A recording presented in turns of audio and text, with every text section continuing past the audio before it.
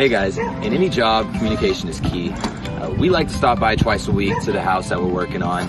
On Monday, we'll stop by and talk with the contractors and establish what's going to get done throughout the week. And then we'll come back by on Friday, see what's been done, see what needs to get pushed over to the next week, and the cycle repeats. So next Friday we'll be here seeing what's gotten done on the following week.